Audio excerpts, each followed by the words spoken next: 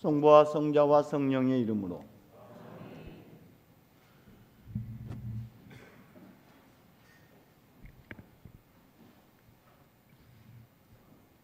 오늘 저 세대들이 독서를 하는데 예전에 함 회장님이나 주 회장님이 전화하셨죠, 열심히. 애들 같이 보이지만 애들 아닙니다. 엄마 아빠들이죠.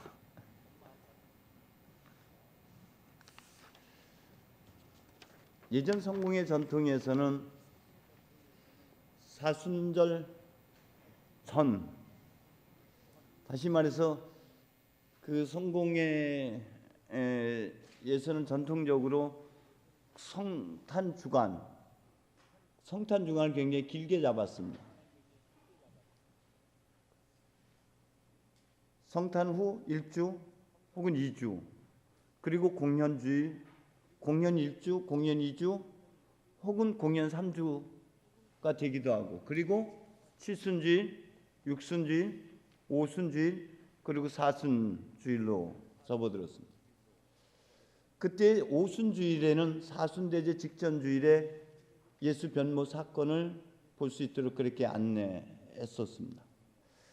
최근에는 사순 2주간에 예수 변모 사건을 보게 배치되어 있습니다.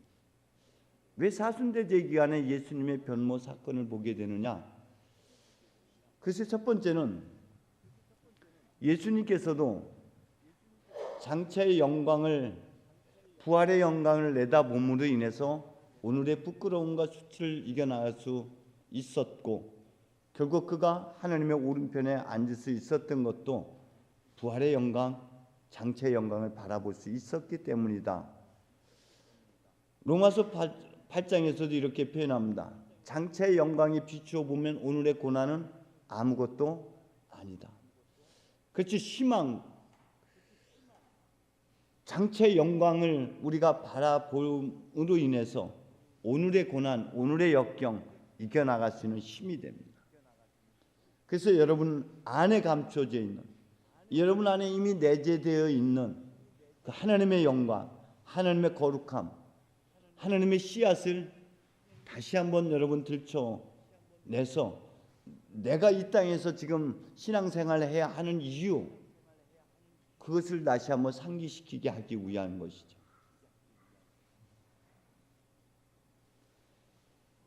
성령 하나님께서 우리 안에서 이루시는 일은 여러분이 살아가는 삶의 터전을 정리하는 것이 아니라, 그 삶의 자리를 새롭게 변혁시키는 곳이 아니라, 하나님의 관심은 온통 여러분 자신에게 있습니다. 그래서 고린도후서 3장 18절에서는 이렇게 표현하고 있습니다. 하나님께서 우리도 주님과 같은 모습으로 변화해서 영광스러운 상태에서 더욱 영광스러운 상태로 옮아가고 있습니다. 이것이 우리 안에서 성령께서 이루시는 일입니다 라고 고린도 후서를 통해서 사도 바울은 선언하고 있습니다. 하나님께서는 우리가 당신의 잃어버렸던 본래 면목, 하나님의 보시기에 참 좋았던 그 모습을 되찾아주는 것이 구원이고, 그것이 이 땅에서 하나님의 거룩한, 하나님의 영광, 하나님의 본질을 우리가 되찾아서 당당하게 하나님의 자녀다움을 살아내는 것, 그것이 이 땅에서의 구원인 것이죠. 하나님 보시니 참 좋았다. 그 기가 막힌 사람이 누구?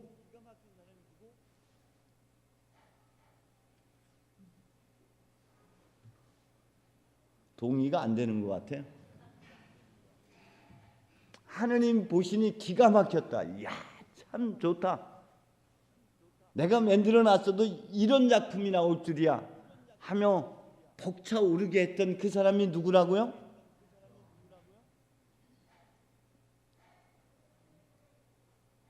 여기 있잖아요. 하나님은 당신의 모습대로 우리를 지어내셨습니다. 그리고 보시니 참 좋았다 했습니다. 그 모습이 여러분 안에 있습니다. 여러분 안에 아직 어둠 속에 감춰져 있을 뿐이지 그것이 결코 망가져 버리진 않았습니다. 그 모습을 다시 되찾아주는 것입니다. 그래서 창세기 1장에 이런 표현이 있습니다. 1장 2절에 보면 어둠이 깊은 물 위를 뒤덮고 있었고 그 물 위에 하나님의 기운이 시돌고 있었다. 그래서 하나님께서 그 어둠을 향해서 빛이 생겨나 하며 빛이 생겨났다. 이 빛이 생겨난 이 과정을 고린도후서 4장 6절에서 사도 바울은 우리를 비추는 빛, 성령의 빛이었고 그 빛을 통해서 우리가 비로소 눈 떠서 그 안에 숨겨진 하나님의 영광, 그 안에 숨겨졌던 나의 본질을 알아차리는 것, 그것이 성령이 빛이 생겨나며 빛이 생겨났다라는 것으로 해석하고 있습니다. 요한복음 1장 5절에서는 어둠 속에서 그 빛이 비치고 있다라고 표현하고 있습니다. 어둠이 뒤덮여 있지만 그 안에 하나님의 빛이, 구원의 빛이, 그 안에 희망이 숨겨져 있습니다. 사순절, 이 부활의 영광을 우리가 바라보지 못한다면은 자기 안의 꿈, 자기 안에 숨겨진 이것을 우리가 되찾는 여정이라는 확신을 갖지 못하면은 우리는 길에서 넘어질 수밖에 없습니다. 주님의 모습이 변했다라는 것은 우리에게 대단한 것을 암시하고 있는 겁니다. 주님의 변화된 모습이 누구의 모습이에요? 우리가 이 땅에서 입어야 할 몸입니다. 입어야 할 하나님의 영광입니다. 되찾아야 할 본래 면목인 것입니다. 그렇다면 예수의 모습이 어떻게 변했는지를 여러분 다시 한번 성경 말씀을 기억하면서 상기해 볼 필요가 있습니다. 첫 번째, 모습이 변했다라는 것에서 얼굴이 변화된 일을 우리가 기억할 수 있을 겁니다. 모세가 출애굽기 34장에 보면 하느님과 말씀과 대화하는 중에 그의 모습이, 그의 얼굴이 빛나게 되었던 모습을 우리가 기억할 수가 있습니다. 그 모습에 대해서 고린도후서 4장 3장에서 사도 바울은 이렇게 표현하고 있습니다. 그의 모습은 하나님과 대화하는 중에 빛나게 되었지만은 그가 너울을 가리게 된 것은, 우리가 구약 성경을 읽을 때에는 백성들의 눈부심을 방지하기 위해서라고 이해할 수가 있는데 사도 바울은 이것을 어떻게 해석하고 있냐면은 하나님과 대화하는 동안에 빛났던 그 모습이 대화가 단절되면서 점점 빛을 잃어버리게 돼서 그 잃어버린 빛이 백성들에게 보이기가 싫어서 너울을 가렸다라고 표현하고 있습니다. 또 우리의 눈에 씌워진 너울은 하나는 무지요, 하나는 부끄러움과 수치인 것이죠. 그래서 눈 감아 버린 것입니다. 그래서 눈 하면 떠오르는 사람이 있죠. 하나는 콩깍불이 씌워졌던 게 이 눈꺼풀이 벗겨지면서 단백질선상에서 눈 뜨게 돼서 비로소 자기의 가야 할 길을 되찾은 사도 바울입니다. 바울 고린도전서 13장에서 이렇게 표현합니다. 지금은 희미하게 보지만 그때 가서는 마주보게. 누구를? 여러분 자신의 실체를. 그래서 내 안에 하나님이 내 안에 있음을 알아차리는 그때가 눈뜸의 시간이요, 부끄러움이 사라지는 자리가 됩니다.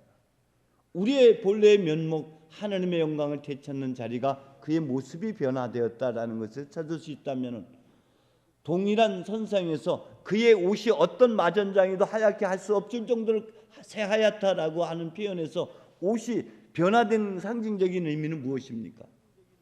옷은 엘리야가 엘리사에게 겉옷을 벗어서 그에게 걸쳐줌으로 인해서 그가 가졌던 예언자적 사명, 예언자적 직무를 인수인계하는 과정이죠.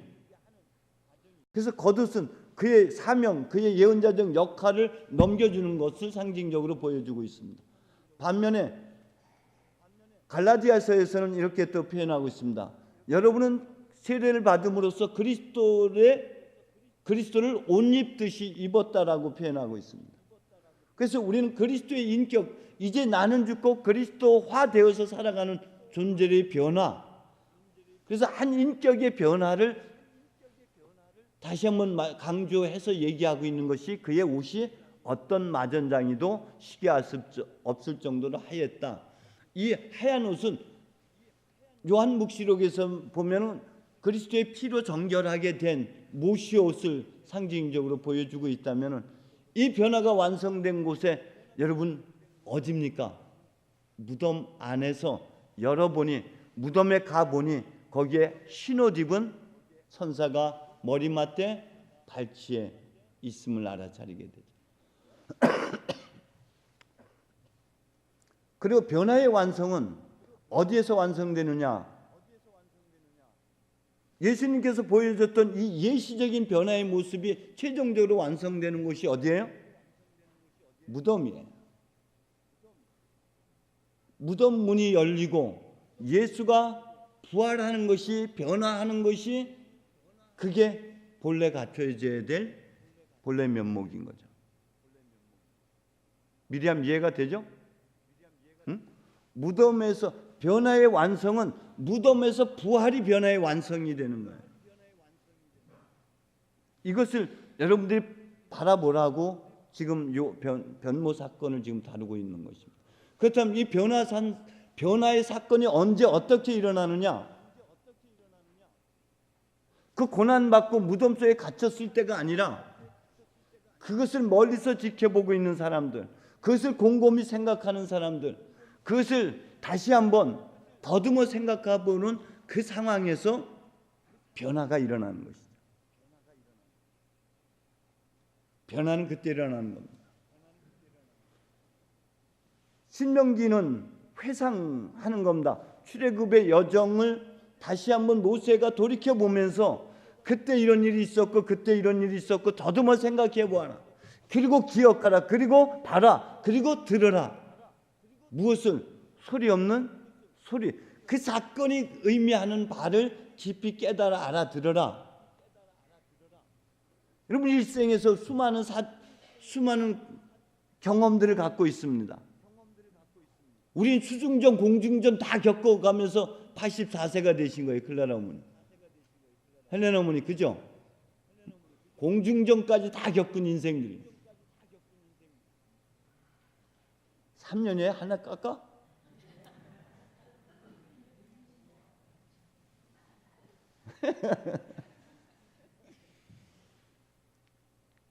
자 보십시오.